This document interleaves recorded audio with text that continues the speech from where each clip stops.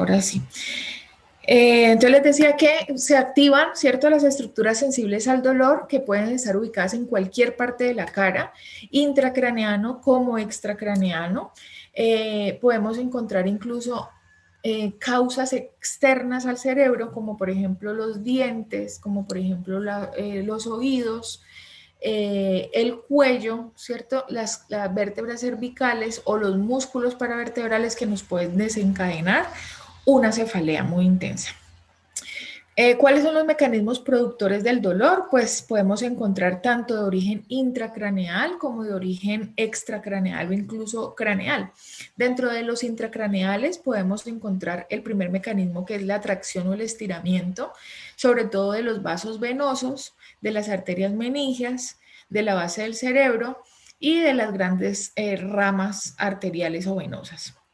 Podemos encontrar también mediante el mecanismo productor del dolor, que puede ser secundario a la dilatación o a la distensión de las arterias intracraneales, o podemos encontrar incluso en el caso de la inflamación o irritación de las estructuras adyacentes de los nervios craneales sensitivos o de los 3 primeros nervios cervicales. O sea, son como los mecanismos o la explicación fisiopatológica de las causas del dolor a nivel intracraneal. Con respecto al origen craneal o extracraneal, pues podemos encontrar lesiones inflamatorias o traumáticas de las estructuras sensibles al dolor ubicadas en la arteria temporal, en los tejidos orbitarios, en los oídos, en los senos paranasales, en las partes blandas, ¿sí? En cualquier estructura anatómica dentro del cráneo o fuera de este. Y la contractura muscular, que es una causa bastante frecuente de cefalea, y la causa pues es 100% secundaria a una contractura de los músculos, tanto de la cabeza como del cuello. Esta puede producir pues una cefalea tensional o una rigidez a nivel de cuello. Lo primero que debemos hacer, muchachos, es tener en cuenta que la cefalea tiene una clasificación en cuanto al origen productor del dolor, ¿sí? Entonces, la clasificamos en cefalea primaria y cefalea secundaria. Esta clasificación que les traigo aquí es una clasificación internacional que la hizo la Sociedad Internacional del Dolor de Cabeza. Como ese es un síntoma tan frecuente, tan común, que afecta a cualquier persona, independientemente del sexo, a cualquier edad, y es un síntoma que tiene mucha relevancia a nivel semiológico y médico. Hay una Sociedad Internacional de Dolor de Cabeza y ellos se reúnen, ¿sí? Los expertos pues en cefalea se reúnen cada cierto tiempo para hacer las revisiones de caso, para determinar pues los nuevos avances en cuanto al diagnóstico y al tratamiento de esta patología o de este síntoma tan frecuente. Entonces ellos ya han hecho 3 clasificaciones a lo largo de los años con respecto a la clasificación del dolor. Entonces, esta es la última clasificación que se publicó en el 2018. Había la clasificación, la primera edición, la segunda edición, la tercera edición, y a la tercera edición le hicieron un cambio, por lo tanto se llamó la tercera edición versión beta. Entonces, ahí básicamente hacen una clasificación así tipo CIE-10, ¿sí? La clasificación internacional de las enfermedades. Y basados en eso hacen una clasificación numérica con respecto a las causas de la cefalea. Y básicamente pues la dividen en 2 tipos de cefalea de acuerdo a la causa. La primera es la cefalea primaria y la segunda la cefalea secundaria.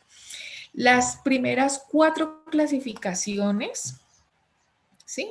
Migraña, cefalea tensional, cefaleas trigémino-autonómicas y otras cefaleas primarias corresponden a las cefaleas primarias, ¿sí? Entonces, ¿qué quiere decir eso? Pues que no hay una causa que las desencadene, ¿sí? La primera de ellas, que es la más común de todas, obedece a la migraña. La migraña, como ustedes saben, pues puede ser migraña sin aura. Cuando se refiere al aura, se refiere a síntomas neurológicos que me pueden preceder o ocurrir durante la crisis migrañosa. Pueden ser de cualquier tipo, pero por lo general son síntomas visuales o alteraciones visuales. Entonces, el paciente ve destellos, el paciente presenta fotofobia, ve puntos negros, ve luces, pueden ser incluso auditivas, pueden presentar tinnitus, ¿sí? Y cuando se refiere a una migraña sin aura, que es la más común de todas, pues es que no está antecedida por ese tipo de sintomatología que generalmente es visual. La segunda causa de cefalea primaria es la cefalea tensional, que es bastante frecuente también. Es más frecuente en las mujeres que en los hombres, muy probablemente porque las mujeres nos estresamos más fácilmente que los hombres. Nosotros somos más, ¿cómo decirlo? Como que más pasionales, ¿sí? Entonces fácilmente nos estresamos mucho más que los hombres, aunque hay excepciones, ¿no? Bueno, y a su vez a esa clasificación se les hace una subclasificación, como lo pueden ver aquí. La tercera causa de cefalea primaria se agrupa en un término que se llaman cefaleas trigémino-autonómicas. Aquí encontramos la cefalea en racimos, que generalmente está asociada a una irritación del nervio trigémino, y es por eso que aparte del dolor de cabeza se ubica a nivel de uno de los ojos. Entonces el paciente acusa más, es un dolor en el ojo ocular, ¿sí? Aquí está la hemicraneana paroxística, cefalea neuralgiforme. O sea, por lo general en este grupo entran las cefaleas que están asociadas a irritación neurológica, sobre todo el trigémino. Y hay otro capítulo en esa clasificación al que bautizaron otras cefaleas primarias. Entonces ahí están cefaleas raras que no tienen una causa aparente que las desencadene. Ahí está cefalea tusígena primaria, es decir, una cefalea que está asociada a cuadros tusígenos, a cuadros de tos. Cefalea por esfuerzo físico, ¿sí? Después de realizar cierta actividad física, puede desencadenar la cefalea. Muy común, por ejemplo, también los pacientes que desencadenan cefalea posterior a una exposición solar. Para la muestra aquí me tienen. Yo detesto el sol. Hace poquito nos reíamos, estábamos en una reunión familiar pues con mi prima, mi esposo, y me cogieron de recocha porque estaban planeando un paseo y yo les dije, no me vayan a llevar a mí para el sol porque no, yo me enfermo, a mí el sol me enferma, me produce un dolor de cabeza asqueroso. Entonces, cefaleas primarias desencadenadas por el sol. Ojo a esto, cefalea por actividad sexual. Pacientes que tienen relaciones sexuales y terminan con un dolor de cabeza. Imagínense pues el karma. Y aquí pues encontramos entonces ese tipo de cefaleas que no entran en esta clasificación, no es migraña, no es cefalea tensional, no son cefaleas autonómicas, perdón, pero no tienen una causa orgánica que la desencadene, ¿sí? Y a partir del quinto Profe, capítulo, disculpe, perdón, ¿qué es una cefalea en TRUE? cefalea en TRUE no primaria, no tengo la más mínima idea, pero lo buscamos. Profe, en el artículo que decía que eran cefaleas que tenían picos muy fuertes. Ah, en trueno. Ah, sí. Es que yo no había caído en cuenta que era una sola palabra. Cefalea en trueno. Yo también lo leí como cefalea en true primaria. La cefalea en trueno se refiere a cefaleas que son muy intensas, que son súbitas y que alcanzan su pico máximo en no más de un minuto.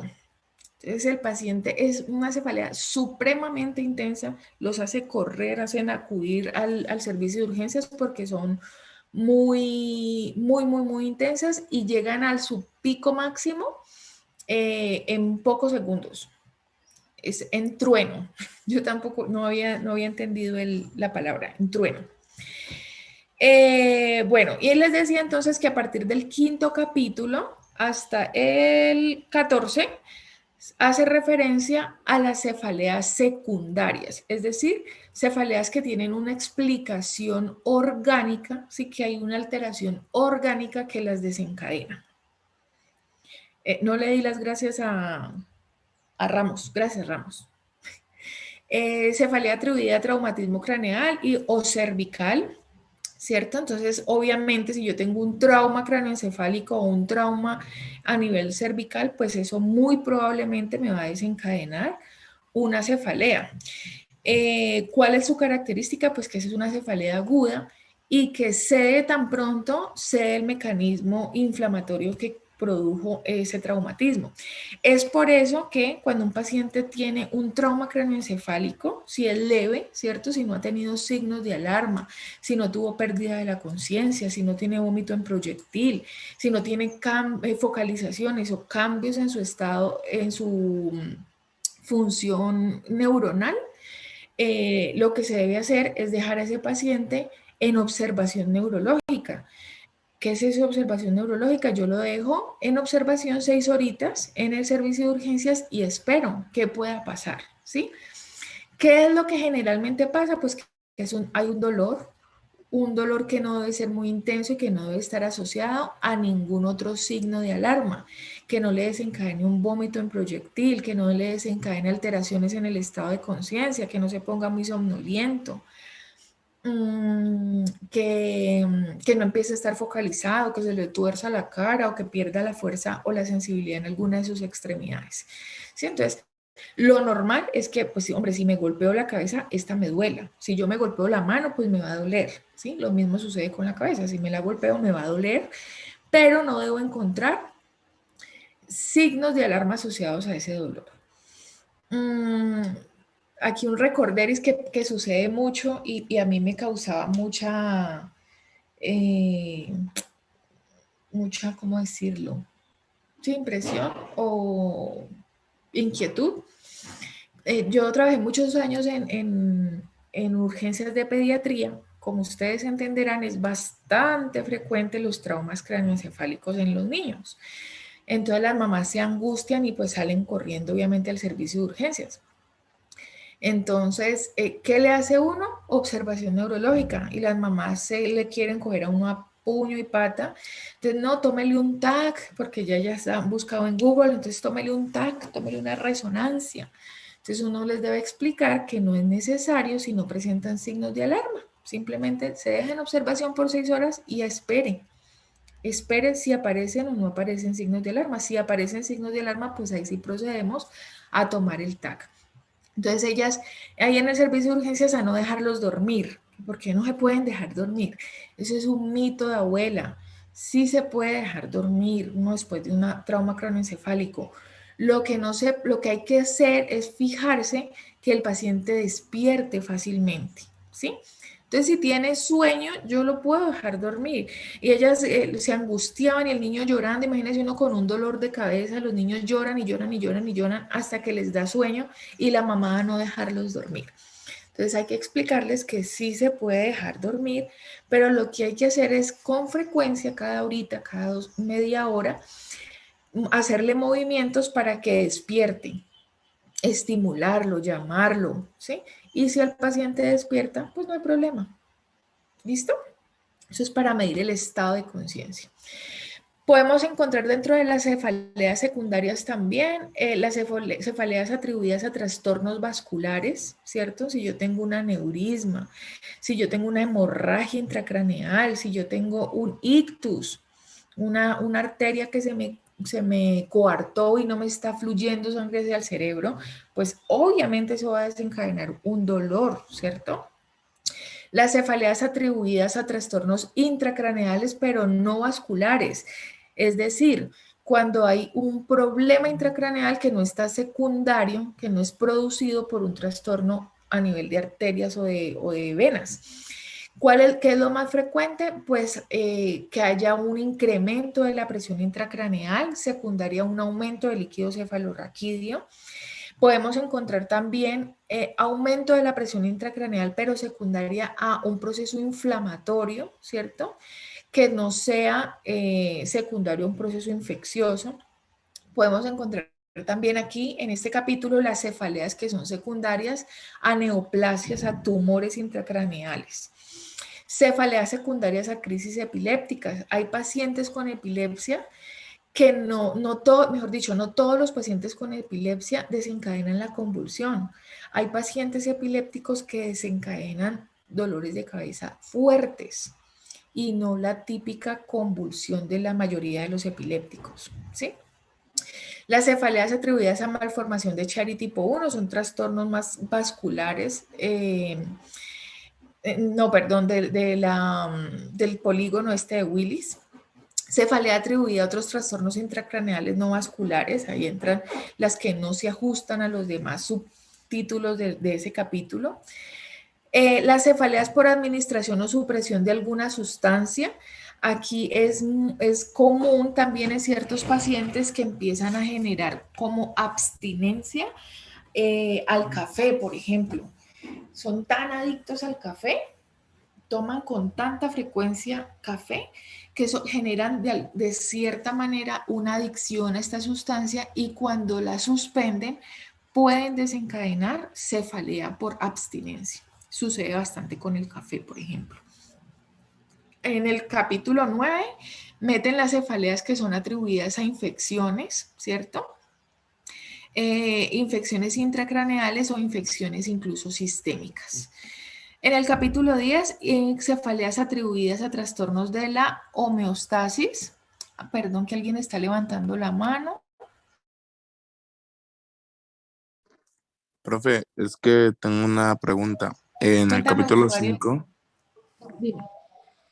cuando hablabas de los traumas craneoencefálicos, puede llegar a haber de que haya un trauma craneoencefálico y el paciente tenga, digamos, ejemplo, un sangrado intracraneal y no tenga, aparte del dolor de cabeza, otro síntoma. Sí, puede suceder. Puede suceder, pero es raro.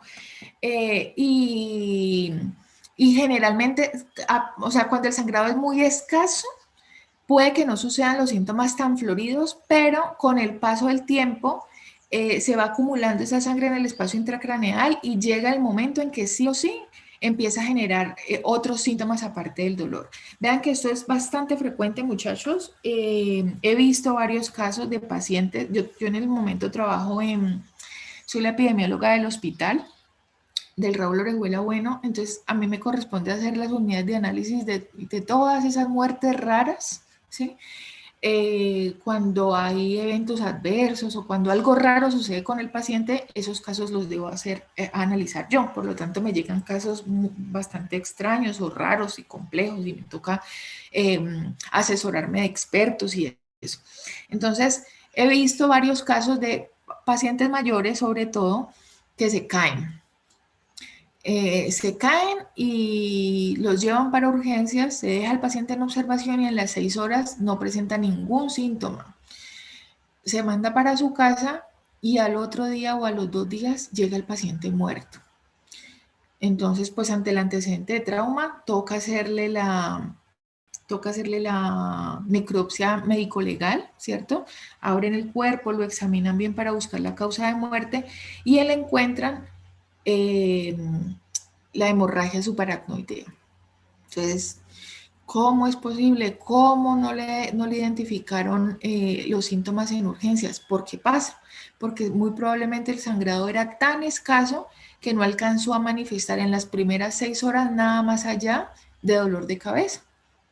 Entonces se manda el paciente para la casa y en la casa se empieza con el pasar de las horas a complicar.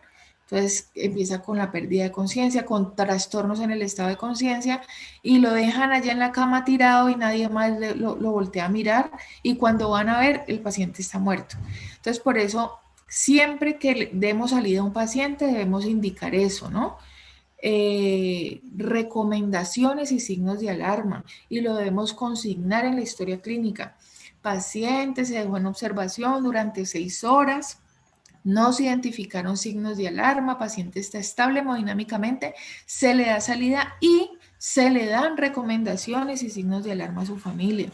Y uno siempre recomienda, ponga cuáles recomendaciones y cuáles son los signos de alarma, escríbalos en la historia clínica.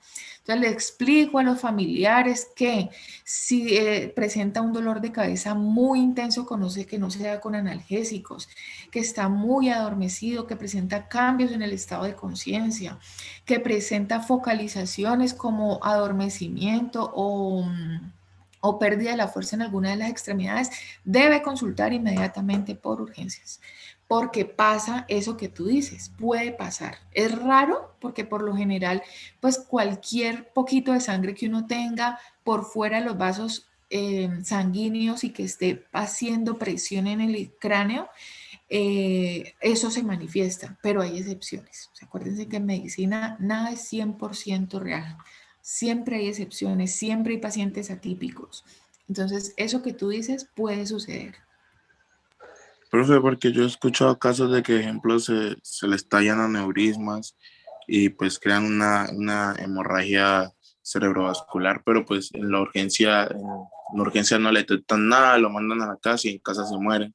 A veces también de que pacientes se han desmayado en la calle por aneurismas y llegan a urgencias y en urgencias no les detectan nada, les dan su medicamento y lo mandan para la casa. Sí. Como les digo, existen los pacientes que no presentan esos síntomas tan floridos y que lo ponen a uno a patinar. Y también pues existen los médicos que cometen errores, que no examinan bien a sus pacientes, ¿no? También puede suceder que lo revisan muy someramente y no, chao, vaya para su casa. Y ahí es donde vienen los problemas legales. Entonces, pues cualquiera de las dos opciones es válida, tanto que un paciente no manifieste los síntomas tan floridos y lo ponga uno a patinar, o un paciente que no haya dado con un buen médico, no lo haya explorado bien, no lo haya examinado bien, no, no, no le haya mandado los paraclínicos que requería en ese momento. Cabe también la posibilidad, lamentablemente. Bueno, estábamos entonces en la cefalea atribuida a trastornos de la homeostasis. Entonces aquí podemos encontrar cefaleas atribuidas a hipoxemia, a hipoxia, perdón, o a hipercapnia. Esto es un tipo de cefalea que es secundaria a la exposición al dióxido de carbono. Ustedes saben que el dióxido de carbono uno lo puede incluso matar, pero si la exposición no ha sido tanta, me puede desencadenar una cefalea. Cefalea atribuida al ayuno.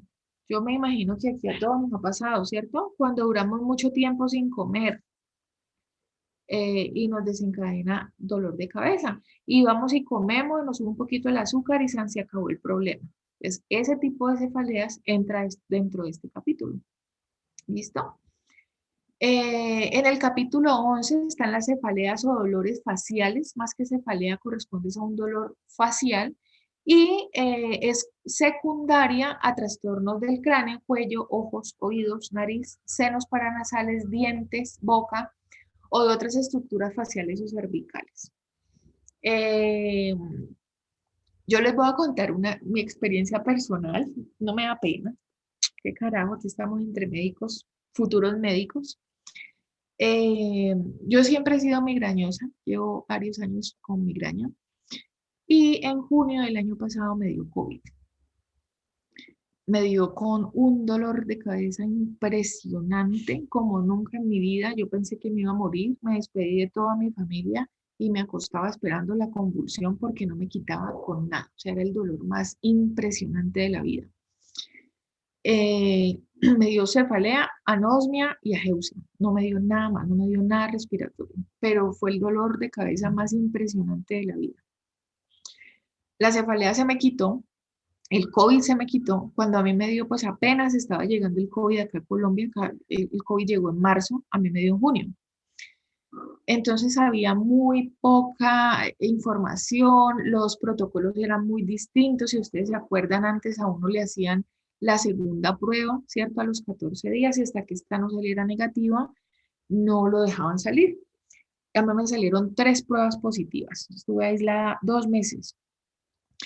Eh, y yo por eso pensé que me iba a morir. O sea, 3 meses, de 2 meses, 3 pruebas positivas y la cefalea más impresionante que ustedes se puedan imaginar. Afortunadamente se me quitó, ya la tercera prueba, la cuarta prueba me salió negativa y salí y empecé a trabajar y toda mi vida común y corriente. Pues resulta que a las semanas empecé con un dolor de cabeza y un dolor de cabeza y un dolor de cabeza y el dolor de cabeza es súper intenso.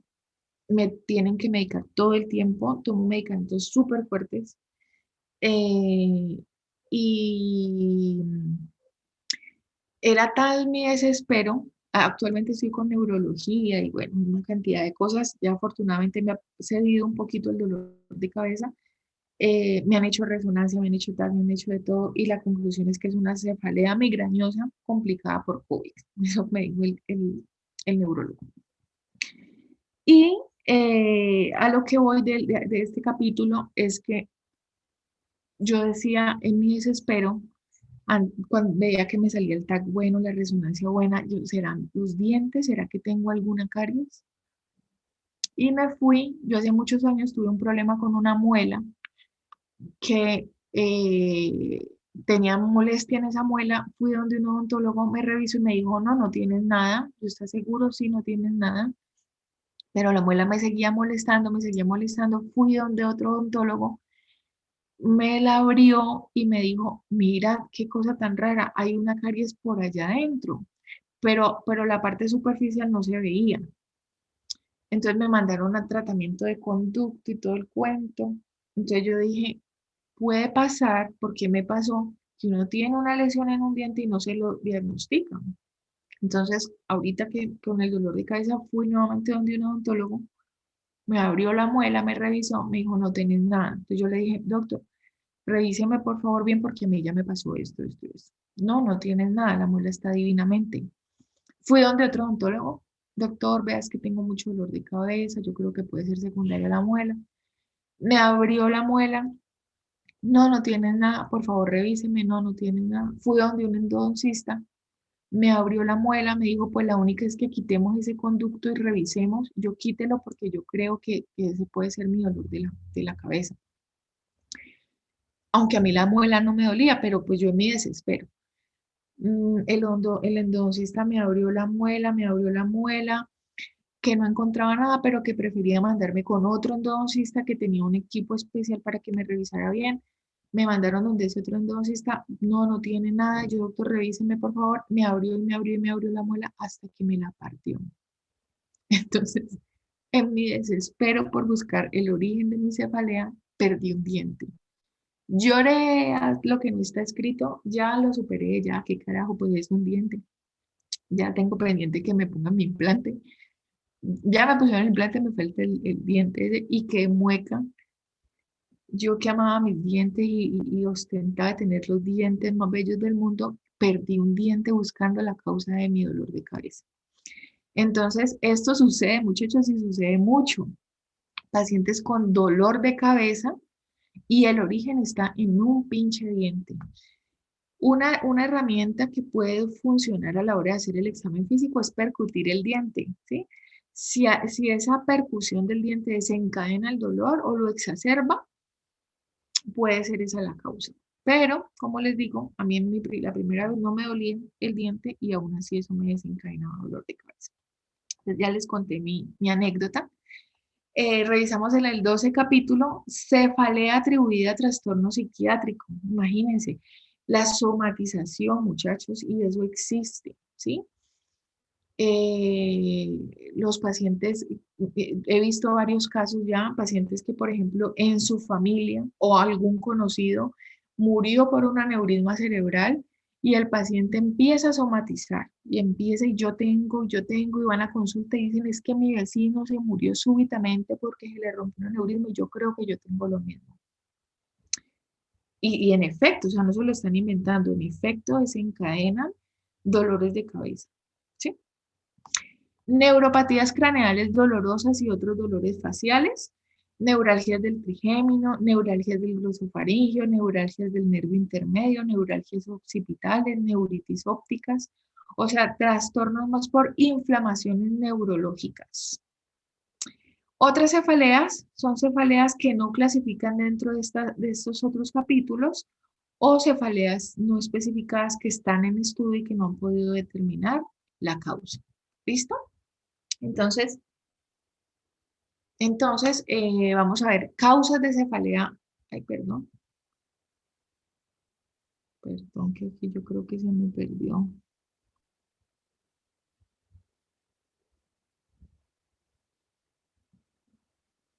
¿Esta es la misma? Sistémicos, extracraneanos e intracraneanos. Espérate que está. Ah, no, sí está aquí.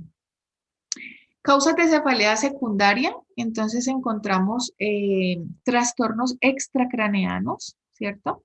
En estos trastornos extracraneanos podemos encontrar disección de la arteria carótida, trastornos odontológicos, los que les conté ahorita, alteraciones de la articulación temporomandibular, suele suceder bastante, muchachos, por eso dentro del examen físico completo que se le hace a un paciente con una cefalea, está evaluar la articulación temporomandibular.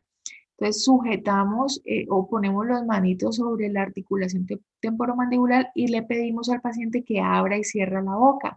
Si sentimos que hay una luxación, una subluxación que se mueve hacia un lado, que traquea esa articulación, pues esa puede ser una causa del dolor de cabeza. Y pues, ¿qué hay que hacer ahí? Remitirlo donde el especialista, donde el cirujano maxilofacial, donde un odontólogo que le ponga una plaquita para que le estabilice esa articulación, que puede ser la que le está originando el dolor de cabeza. Glaucoma, muchachos, problemas de hipertensión en el ojo. Eso nada tiene que ver con la cabeza, pero les puede desencadenar dolores de cabeza. La sinusitis, infecciones en los senos paranasales, también son externas al cráneo, ¿cierto? O al cerebro, y pueden desencadenar un dolor de cabeza. Dentro de los trastornos intracraneanos, pues tenemos los tumores encefálicos, ¿cierto? Las hemorragias, las infecciones, los trastornos vasculares. También encontramos aquí trastornos sistémicos como una hipertensión aguda. Yo me imagino ustedes que todos aquí han tenido la oportunidad de ver un paciente hipertenso y en esos pacientes hipertensos no controlados, el primer síntoma es el dolor de cabeza, ¿cierto? Además de los calores, de que se ponen rojos, que se ponen colorados, que sienten que se sofocan, pero el síntoma más frecuente en esos pacientes hipertensos no controlados es el dolor de cabeza. Una causa súper frecuente en ellos, el dolor de cabeza. Muchas veces uno hace el diagnóstico de hipertensión por el dolor de cabeza. El paciente es que me duele la cabeza, me duele la cabeza, me duele la cabeza. Se toma la presión y esa presión volada. Las bacteremias, una infección secundaria, una infección sistémica secundaria a una infección bacteriana, puede desencadenar obviamente un dolor de cabeza entre muchos otros síntomas, ¿cierto? Fiebre, decaimiento, fatiga, astenia. La hipercapnia, lo que les decía ahorita, la exposición a el dióxido de carbono en exceso. La hipoxia, una baja en el flujo sanguíneo cerebral, pues obviamente me va a desencadenar cefalea. Viremia, es decir, una infección sistémica secundaria a un virus. En este otro capítulo, pues los fármacos y las toxinas, ¿cierto? Abuso de analgésicos, muchachos, es bastante frecuente también, sobre todo en pacientes migrañosos que generalmente sufren de cabeza, ¿cierto? Generalmente tienen crisis migrañosas con mucha frecuencia, pues esos pacientes por lo general se automedican, ¿cierto? Entonces, compran la pasta que más suene en los comerciales de televisión, entonces, Cebedol contra severos dolores de cabeza. Y van y dice, premio Cebedol, no, Cebedol no me sirvió, va a la farmacia, vea, ¿qué me puedo tomar? No, pues que tomes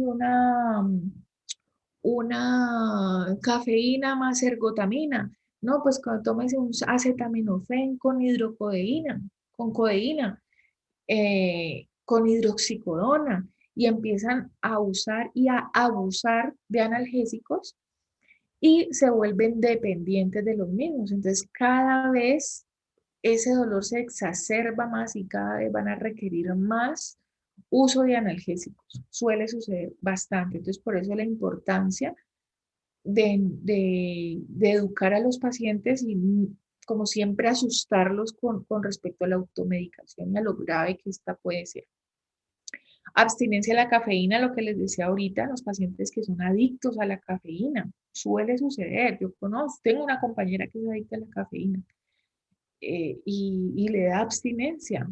Cuando no toma cafeína en la oficina se nos acaba el café y se enferma y manda a hacer lo que sea para preparar café. Y todo el día toma café. El monóxido de carbono, las hormonas, muchachas. Hay una asociación entre los estrógenos y el dolor de cabeza. Por eso algunas mujeres en su menstruación, ¿sí? Desencadenan dolor de cabeza y se enferman y se ponen mal y tienen que incapacitarse, porque la cefalea se puede relacionar con los incrementos hormonales o con las alteraciones hormonales. Nitratos, inhibidores de la bomba de protones. Vean, aquí en este grupo de fármacos entran lo que es el omeprazol, el esomeprazol, el lansoprazol. Esos medicamentos a algunas personas les puede desencadenar dolor de cabeza. Entonces hay que tenerlo en cuenta, ¿sí? Bueno, ¿qué le hacemos entonces al paciente que nos llega con dolor de cabeza? ¿Cómo lo vamos a enfocar? Lo primero que debemos hacer es tratar de identificar si esa cefalea es primaria o secundaria. Si es primaria, pues ya sabemos que no hay una causa que lo desencadene y por lo tanto lo que hay que hacer es el manejo del dolor, ¿cierto? El manejo del dolor y evitar el desarrollo de las crisis. Ah, pero si es una cefalea secundaria, pues obviamente sí tengo que entrar a corregir la causa, ¿cierto? Porque si no la corrijo, o el paciente se me muere o queda con una secuela y sobre todo el dolor no va a ceder.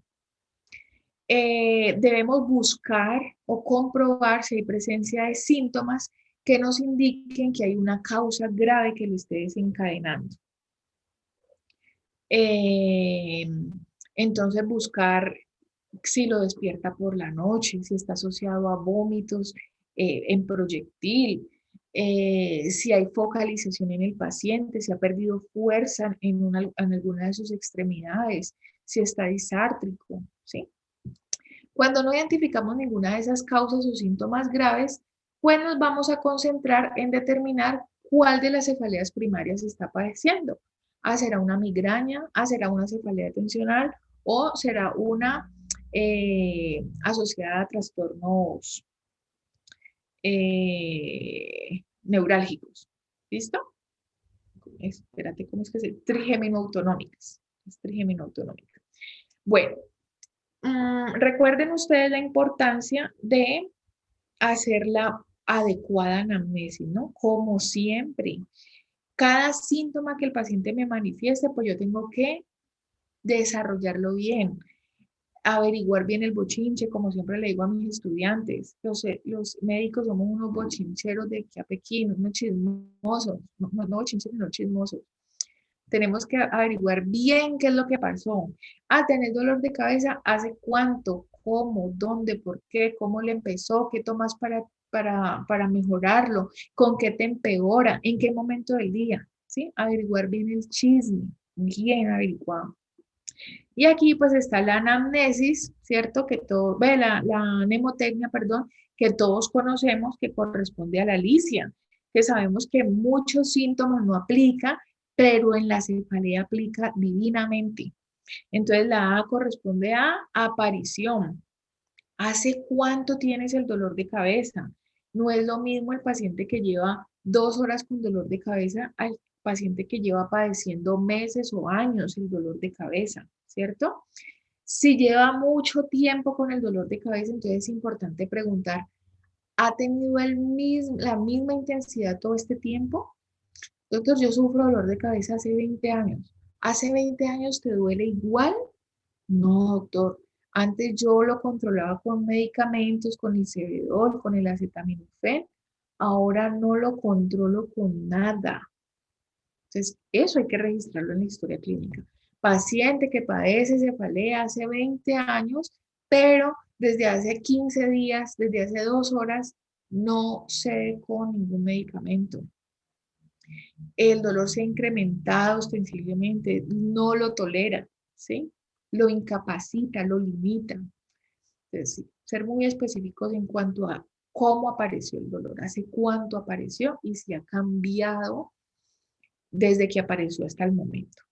Localización, lo que les decía. ¿Me pueden ser más específico dónde le duele? Y lo miran a uno como con cara de pues, la cabeza. Sí, sí, señor, yo sé que le duele la cabeza, pero por favor, sea más específico. Yo no pretendo que él me diga, sí, en la zona parietal derecha. Entonces, tóquese la mano, tóquese con la mano donde le duele, ¿sí? Entonces, ya una vez él se ubica, yo lo anoto. Yo no puedo escribir, le duele la cabeza, no, porque es que yo sí sé cuáles son las partes del cráneo. Entonces, cefalea occipital, cefalea parietal, cefalea biparietal, cefalea temporal, bitemporal, cefalea occipital frontal, cefalea en casco. Sí, es decir, que le duele todo el cráneo, como si tuviera un casco puesto. Cefalea en cinturón. Hay varios pacientes que refieren, es como si yo tuviera un cinturón hacia alrededor de la cabeza y me lo apretaran. Puede pasar también. O que por el contrario, no sea un dolor de cabeza, sino un dolor facial. Puede suceder también lo que decíamos ahorita en el paciente con sinusitis. Jesús Viveros, cuéntame. Profe, una pregunta. Cuando se presenta una cefalea, digamos frontal, pero es ubicada en una ceja. Cefalea frontal, pero es ubicada en una ceja. O sea, no es en la frente, sino en una sola ceja. Sí, es como en toda la ceja, digamos, en la parte izquierda o puede ser también derecha, pero es en una ceja. Entonces ahí ponemos así, supraciliar. Cefalea indica que es supraciliar izquierda y que en ocasiones se puede alternar, ¿sí?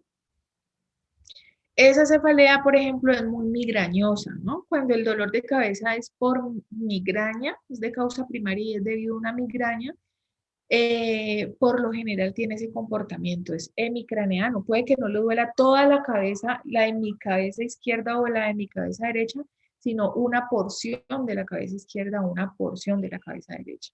Eso es muy de migraña. ¿Listo? Y lo debemos describir así. Si el paciente dice, no, es solo la ceja, entonces solo la ceja. Y pues para que suene más bonito, supraciliar. Dolor, paciente acusa dolor a nivel supraciliar derecho. Ah, ¿Listo? listo, profe, muchas gracias. Bueno, entonces lo más localizado posible, ¿no? Que le dan la frente y occipital, que es una ubicación muy, muy típica de la cefalea tensional. Entonces lo anotamos así. Cefalea frontal y occipital. ¿Sí? Pero ser muy específicos con respecto a la localización del dolor. La intensidad, súper importante también, muchachos, porque ustedes saben que el dolor se trata de algo subjetivo. El dolor no lo va a manifestar igual una persona a otra. Yo he visto pacientes infartados caminando por la sala de urgencias como si nada y acosando como si no tuvieran nada. Da, doctora, ya me duele el electro, ya me duele la estroponina, es que me tengo que ir. Y tiene señor infarto. Y otro paciente con el mismo infarto estar gritando y revolcándose del dolor y sintiendo que va a morir en la sala de reanimación, ¿sí? Entonces, eso es muy subjetivo. Hay pacientes que son súper tolerantes al dolor, como hay pacientes que son súper flojos. Si no pongan a un hombre a aguantar una contracción de parto y verá, ¿sí? Y eso tiene relación con el género, está clarísimo, no es que yo sea una feminista ni mucho menos, pero es clarísimo que las mujeres tenemos un umbral de dolor mucho más alto que los hombres, por razas también. Los pacientes de raza de los indígenas tienen una tolerancia mucho más alta. Los pacientes de raza negra también se ha estudiado, está comprobado científicamente que tienen un nivel de tolerancia mucho más bajo, por lo general, obviamente, que el resto de la población. Entonces, el dolor es algo muy subjetivo. Para eso, pues necesitamos intentar objetivizarlo. ¿Y cómo lo hacemos? Mediante la escala análoga del dolor o la escala de EVA, que yo sé que aquí ya todos manejamos el término, ¿cierto? Y es procurar que el paciente le dé un calificativo a su dolor de 1 a 10. Si es para los niños, pues la carita feliz, la carita triste. Eso me permite a mí saber qué tan fuerte está percibiendo el dolor el paciente. Lo máximo 10, ¿cierto? Entonces, de 1 a 10, ¿cuánto te duele? Uy, doctora, 20, 100, yo me estoy muriendo. Pues yo no voy a poner 100 sobre 10, no, yo sé 10 sobre 10 y sé que el dolor que está padeciendo el paciente es realmente fuerte. ¿Listo? Entonces, siempre cuando se trata de dolor, describir qué tan intenso es. Y eso que a veces en algunos pacientes es un dilema poner al paciente a objetivizar el dolor. De 1 a 10, ¿cuánto le duele? No me duele mucho, doctora. Sí, pero de 1 a 10, hagamos el ejercicio. 1 es el dolor más suavecito que usted haya podido experimentar y 10 es el peor dolor. ¿Qué número le pone a ese dolor? Uy, no muy fuerte. Les toca hacerle el dibujito, le pone el 1, 2, 3, 4, 5, 6, 7, 8, 9, 10. Vea, este es el dolor más suave y 10 es el peor dolor. ¿Dónde se ubica usted? Hay pacientes que ubicar su dolor en la escala análoga es bastante complicado. Ya lo van a ver ahora que tengan oportunidad de hacer las prácticas. Características. Características del dolor. Como el comercial, como amasando pizza o como haciendo pan. En medicina sí preguntamos, ¿cómo es el dolor? Ay, doctora, pues dolor. Sí, hay pacientes que son terribles, súper mal informantes y lo miran a uno en serio como cara de estúpido, como si le estuvieran haciendo una pregunta estúpida, porque ellos no saben que hay diferentes tipos de dolor. Pues me duele, sí, doctor, sí, sí, señor, pero ¿cómo le duele? Le duele como pulsátil, como si tuviera el corazón dentro de la cabeza, le pulsa, se siente que la cabeza le pulsa, siente que se le va a reventar, siente como que se le está quemando, ¿sí? Hay diferentes tipos de dolor y de dolor de cabeza. Eh, Esta C también corresponde, aparte de características de concomitantes, dicen algunos, ¿no? ¿Qué síntomas asociados se encuentra a ese síntoma principal que está manifestando? ¿Hay alguien por ahí que quiere preguntar algo? No. Entonces, ¿qué concomitantes? Ah, no, pues que aparte del dolor de cabeza tiene fiebre, tiene rigidez en la nuca, tiene vómito, ojo, una meningitis, ¿cierto? Que aparte del dolor de cabeza tiene dificultad para ver, ojo, un trastorno de su agudeza visual que le está desencadenando la cefalea. Ah, que aparte del dolor de cabeza, tiene disartria, ¿sí? No puede hablar bien, tiene pérdida en la fuerza y en la sensibilidad del hemicuerpo derecho. Ojo que ese paciente está cursando con un SB, ¿cierto? O tiene mucho dolor de cabeza y además de eso tiene la presión alta, una crisis hipertensiva. Entonces, muy importante aquí, ¿qué otros síntomas aparte del dolor de cabeza está teniendo? Súper importante. Eh, Aquí no, eso no, mentira. Entonces, C de concomitantes y de características, ¿listo? Esta I de irradiación. Puede suceder también, aquí también aplica. Ah, pues que me duele la cabeza y se me irradia el cuello. Muy de cefalea tensional, ¿cierto? Y la A, esta última A, corresponde a los asociados. Aquí podemos poner también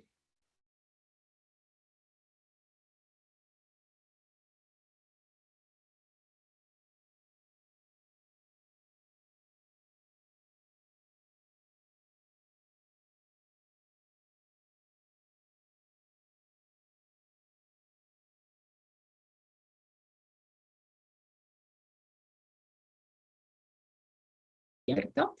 O lo que vimos ahorita, no, pues que me duele solamente cuando tengo relaciones sexuales. Ya vimos que un tipo de dolor de cabeza, que hay gente tan de malas que puede presentar dolor de cabeza asociado al coito. Tiene una relación sexual y tenga su dolor de cabeza. Imagínense qué karmático es. Pero existe. Entonces, por eso siempre debemos indagar qué usted con qué asocia su dolor de cabeza, qué siente que se lo desencadene. El ayuno, las relaciones sexuales, la menstruación. No, a mí me duele la cabeza solamente cuando me va a llegar la menstruación. Ya vimos que puede ser secundaria a los trastornos o a las alteraciones hormonales propias pues del ciclo menstrual. Eh, Cuando dejo de tomar café, ¿sí? O por el contrario, ¿qué me la quita? Entonces, no, yo tengo un dolor de cabeza, pero resulta que a mí una vecina me recomendó cafeína más ergotamina, yo me tomo esa vaina y a mí me quita. Ah, muy diciente, muy insinuante de que esa cefalea sea una migraña, ¿sí? Con ese dato que me estaba mandando el paciente.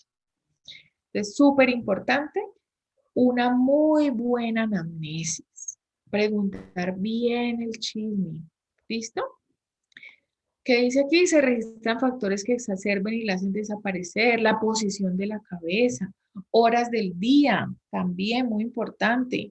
No, doctor, ¿cómo le parece que a mí me duele la cabeza solamente por las noches cuando salgo de la oficina?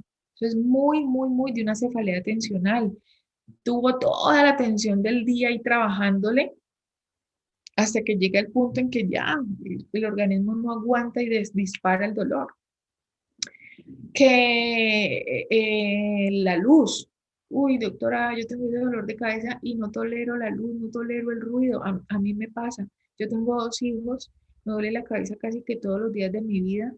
Y mi hijo, más que mi hija, mi hijo tiene un timbre de voz agudo y habla durísimo y súper agudo. Y no me pasa con la niña, es súper raro.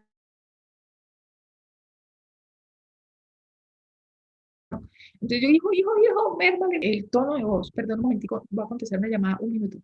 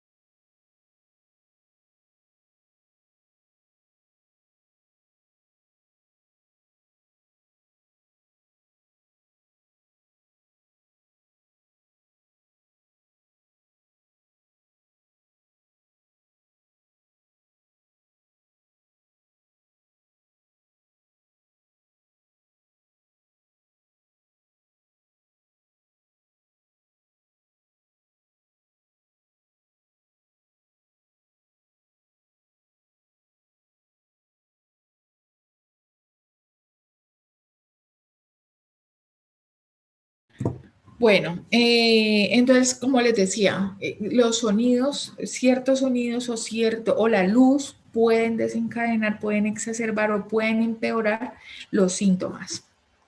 Algunos pacientes los olores, sí, olores muy fuertes, la actividad física también, la masticación, si es un paciente que tiene alteraciones en la articulación temporomandibular y lo invitan a un asado, ¿sí? Y la masticación en exceso con un problema articular de base, pues obviamente le puede desencadenar el dolor de cabeza. Cuando se trata de cefaleas recurrentes, de cefaleas frecuentes, entonces debemos indagar sobre desde qué edad lo está presentando. La frecuencia de los episodios, le da todos los días, le da todas las semanas, le da 2, 3 veces a la semana, ¿sí? El patrón temporal, lo que decíamos ahorita, no, pues que a mí solamente me duele la cabeza cuando tengo la menstruación o unos días antes de que me llegue la menstruación. O la relación con el día también, me duele solamente de noche o me duele solamente al mediodía. Cuando vivimos en zonas muy calientes, así como acá, como en Palmira, como en Cali, y que llega el mediodía, que es el tiempo, el momento del día que más se calienta el ambiente, eso puede desencadenar el dolor de cabeza, ¿sí? Respuesta a los tratamientos también, el ejemplo que les ponía ahorita de la migraña y la ergotamina, que pasa mucho. Pues en nuestro país lamentablemente no hay un control para la venta de los medicamentos, entonces los pacientes pueden tomar casi que lo que se les dé la gana, son muy poquitos los medicamentos que están controlados. Entonces,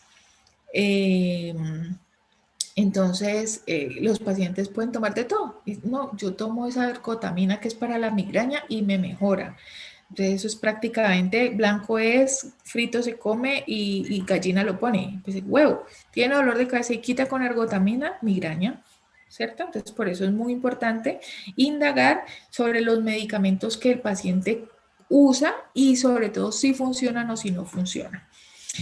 Bueno, con respecto a revisión de síntomas por sistemas, que acuérdense que es una parte muy importante también de la historia clínica, entonces debemos buscar síntomas que nos puedan ayudar a sospechar de una causa, ¿sí? O sea, es decir, si tiene el dolor de cabeza y además de eso tiene otros síntomas, pues yo puedo sospechar que el paciente o que se trate de una cefalea secundaria. Ejemplo típico, el vómito. El vómito, si bien puede ser o es muy común en la migraña, ¿cierto? Hay pacientes migrañosos que tienen náuseas y que tienen vómito.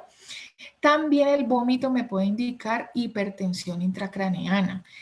Hay una diferencia en el vómito y es que el vómito en la hipertensión intracraneana es en proyectil. O sea, sale con fuerza, sale con presión y por lo general es incoercible, o sea, es muy frecuente, a diferencia del de la migraña. El vómito de la migraña es poco, no es en proyectil y no siempre sucede, ¿sí? La fiebre, ojo también, cefalea más fiebre, muy probablemente el paciente tiene infección. ¿Qué tipo de infección? Pues una encefalitis, una meningitis, ¿cierto? O también puede ser simplemente una sinusitis. Sinusitis, entonces una infección en los senos paranasales y el paciente presenta un dolor más de tipo facial, ¿cierto? Yo le toco la carita, le toco los senos paranasales y le duele. Y además de eso, pues puede presentar fiebre, sobre todo si se trata de un niño. En un adulto es más difícil la presencia de la fiebre ante una sinusitis. Por lo general es más el dolor facial y el escurrimiento nasal posterior, la congestión nasal, la halitosis, ¿listo? Ojo rojo o síntomas visuales. ¿Qué síntomas visuales? Una visión borrosa o halos, es decir, como circunferencias en la luz. Cuando ven lucecitas y ven algo que rodea la luz. Eso es muy sugestivo de un glaucoma agudo de ángulo estrecho.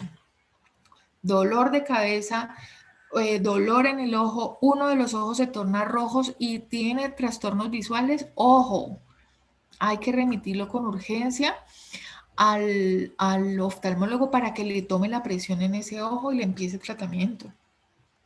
Déficits campimétricos, diplopía o visión borrosa. Acuérdense que existe dentro del examen físico visual la campimetría, ¿cierto? Que es examinar todo el campo visual del paciente. No sé si todos han tenido la oportunidad de verlo. Y es que uno se ubica frente al paciente, ¿cierto? Le pide al paciente que se tape un ojo y que con el otro ojo que tiene libre te mire fijamente a ti. Y tú le estás moviendo el dedito, ¿cierto? Hasta donde tú lo veas. Lástima que no pueda prender la cámara, pero creo que por adelante tengo una fotico de cómo se hace. Y el paciente debe ver hasta donde yo veo. Si tiene puntos ciegos, eso es un déficit campimétrico, ¿sí? No tiene la agudeza visual en todo su campo visual. Tiene puntos negros, que eso se llaman escotomas, puntos ciegos. O B doble o B borroso, puede ser una migraña de tipo ocular, puede ser tan sencillo como una migraña, pero también puede indicar una lesión ocupante cerebral o una hipertensión intracraneana. ¿Qué es eso de una lesión ocupante? Pues una masa que está creciendo dentro de ese cráneo y me está alterando el nervio óptico, ¿sí? Me lo está afectando, me está produciendo alteraciones. Entonces, ojo con estos síntomas, ¿sí? Que me pueden ir como indicando que la cosa no está sencilla, que no es una cefalea primaria, sino que tengo que empezar a sospechar de una cefalea secundaria. Lagrimeo y rubor facial. Cefalea en racimos. ¿Qué es eso de cefalea de racimos? Esa es cefalea que está dentro del tercer capítulo de las cefaleas primarias y es una cefalea que se ubica sobre todo en un ojo, como les dije, ¿cierto? Y ese ojo por lo general se afecta con lagrimeo, con epífora, le sale lágrima de manera incontrolada y puede presentar rubor también en esa parte de la cara afectada. La sinusitis, si tiene sinusitis muy probablemente va a tener mocos, ¿cierto? O el escurrimiento nasal, que se la pasan chupando moco todo el tiempo. Rinorrea o escurrimiento nasal posterior, o halitosis, mal olor en la boca, me puede hacer sospechar de una sinusitis, ¿sí? Acúfenos pulsátiles, es decir, que escucha un pitico, me puede hacer sospechar que el problema sea una hipertensión intracraneana idiopática. Aura precedente, lo que les decía, algunas migrañas, acuérdense, presentan aura. ¿Qué es aura? Pues cualquier síntoma visual, neurológico visual por lo general, que me desencadene la migraña, punticos, fosfenos, rayitas de luz. Pueden ser auras auditivas también, piticos, ¿sí? Déficit neurológicos focales, muchachos. Un dolor de cabeza asociado a que perdió la fuerza en un brazo, que se le torció la boca, que se le torció la mitad de la cara, que no puede caminar. Ojo, algo pasa, una encefalitis, una meningitis, tiene una hemorragia intracerebral, hay un hematoma, un tumor, ¿sí? Algo raro está pasando. Por eso es muy importante hacer el examen físico completo. Ojo, y si tiene un dolor de cabeza y empieza a convulsionar, eso no es una cefalea primaria, algo pasa, y si pasa es algo grave, una encefalitis, una masa muy probablemente, un tumor.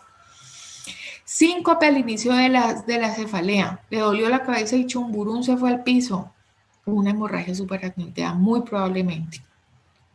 Mialgias con cambios visuales y sobre todo en pacientes que son mayores de 55 años. Hay una patología que se llama arteritis de células gigantes.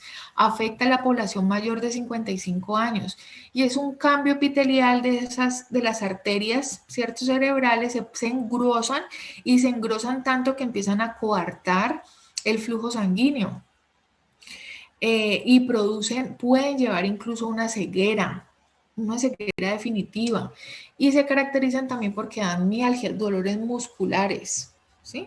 Una pregunta. Dime. ¿Y el síncope asociado a hipotensión no puede causar cefalea también? También. La hipotensión arterial también puede producir cefalea. También, muy frecuente. Bueno, entonces una vez la revisión de síntomas por sistemas, acuérdense, son síntomas que vamos a indagarle al paciente, ¿sí? Que el paciente no me lo refirió en la enfermedad actual, no le pareció importante, no se acordó, no le halló relación y no me lo refirió. Entonces yo tengo que buscarlos en la revisión de síntomas por sistema, ¿sí? Entonces ya sabemos que sí o sí, todo paciente con dolor de cabeza, yo le tengo que preguntar si tiene vómitos, si tiene fiebre, si tiene trastornos visuales, si tiene lagrimeos, si ha tenido mocos, halitosis, escurrimiento nasal posterior, si tiene trastornos auditivos, si hay algún signo de un déficit motor o una focalización, si ha convulsionado, si tiene desmayos, ¿sí? Todo eso tenemos que indagarlo. Antecedentes personales. Acuérdense que también es una parte súper importante de la historia clínica.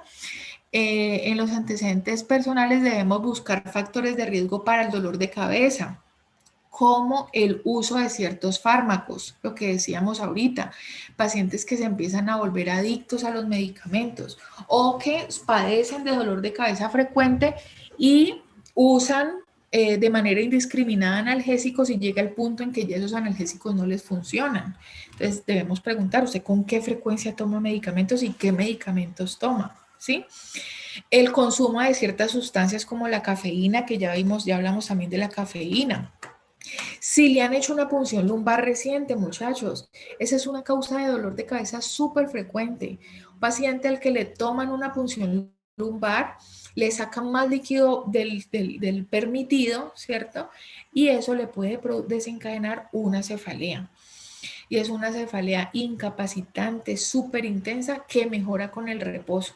Por eso, cuando un paciente es sometido a una punción lumbar, lo deben dejar en reposo, en decúbito supino, al menos 2 horas, mientras se estabiliza ese líquido, ese nivel de líquido cefalorraquídeo cerebral.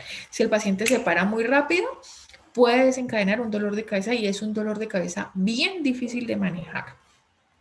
Trastorno de inmunosupresión, riesgo de infección, ¿cierto? Un paciente con un VIH, muchachos, ojo, un paciente con un VIH y un dolor de cabeza, hay que buscarle alguna infección rara. Los pacientes hacen fácilmente meningitis, hacen infecciones rarísimas por bichos oportunistas, ¿no? Por la misma inmunosupresión. La hipertensión arterial, una hipertensión arterial no controlada, ya saben que me puede desencadenar un dolor de cabeza y me puede desencadenar un dolor de cabeza súper sencillito, como también me puede desencadenar una hemorragia cerebral que puede matar al paciente. Entonces, por eso, dentro de la hipertensión están las crisis hipertensivas. La presión llega a un punto tan alto, que eso lo vimos en signos, cuando vimos signos vitales, ¿cierto? Los rangos de la hipertensión arterial, cuando esa presión arterial está por encima de 180, ¿cómo es? 180 la sistólica y 120 la diastólica, hablamos ya de crisis hipertensiva. Y si el paciente está en crisis hipertensiva y además de eso tiene dolor de cabeza, ojo que podemos estar ante una hemorragia cerebral, ¿sí? Cáncer, que el paciente tiene cáncer y tiene dentro de sus antecedentes patológicos, tiene un dolor de cabeza y dentro de sus antecedentes patológicos tiene un cáncer. Puede divinamente ser un cáncer, obviamente no de cerebro, un cáncer de próstata, un cáncer de mama, un cáncer pulmonar, y viene con dolores de cabeza frecuentes, ojo, hizo una metástasis fácilmente al cerebro, ¿sí? La demencia, el traumatismo, la coagulopatía, el uso de anticoagulantes, riesgo de hematomas subdurales. Todas esas patologías o esos antecedentes me pueden aumentar el riesgo de hematomas subdurales. ¿Listo? Luego, después de los antecedentes personales, que ya sabemos que están los patológicos, los farmacológicos, los quirúrgicos, los traumáticos, llegan los antecedentes familiares. La cefalea, muchachos, tiene, sobre todo la migraña, tiene su componente genético. Ah, que a mí me duele la cabeza. En su familia antecedentes de dolor de cabeza, sí, mi mamá es migrañosa. Blanco es, gallina lo pone, frito se come. Una migraña, ¿sí? Cuando dentro de la familia hay antecedentes de cefalea, pues, y cefalea migrañosa, pues es muy probable que uno de sus hijos, de sus nietos, la hereden también. O puede que no sea migraña, puede que sea una causa secundaria, también se puede heredar. Un aneurisma cerebral, pueden tener un trastorno vascular y puede ser divinamente familiar, ¿sí? Luego procedemos después de los antecedentes personales y familiares, procedemos a hacer el examen físico, ¿cierto? Entonces, el examen físico, acuérdense que empezamos con una inspección general, ahí me quedó al revés, y primero empezamos con la inspección general. Entonces, ¿qué vamos a ver en la inspección general? Pues corroborar si en efecto el paciente está con dolor. Un paciente con dolor se ve muy diferente a un paciente que está sin dolor, ¿cierto? Está álgico, está decaído, muy probablemente no se ha fijado en su presentación personal, está despeinado, no le importa porque está con dolor y eso lo podemos evidenciar. Tomamos signos vitales, obvio. Vamos a corroborar si el paciente está con temperatura, ¿sí? Vamos a corroborar cómo está la presión arterial. Si está alta y tiene dolor de cabeza, ya dijimos, ojo, ¿sí? La frecuencia cardíaca. Ya sabemos que si un paciente está con dolor, la presión arterial normalmente se va a alterar, ¿cierto? Se aumenta. Entonces, por eso es muy importante signos vitales. Luego vamos a proceder a hacer un examen físico general, ¿cierto? Miramos cabeza, tronco, extremidades, pero nos vamos a enfocar sobre todo en la cabeza y en el cuello, porque la causa de consulta que lo motivó a verme fue dolor de cabeza. Entonces, vamos a revisarle bien la cabeza, vamos a revisarle bien los ojos, vamos a revisarle síntomas o signos neurológicos, vamos a revisarle el cuello, que tenga los arcos de movilidad indemnes, que se pueda mover bien sin ningún problema. Vamos a revisarle los dientes, por lo que dijimos ahorita, los percutimos, a ver si de pronto manifiesta o se exacerba el dolor cuando percutimos los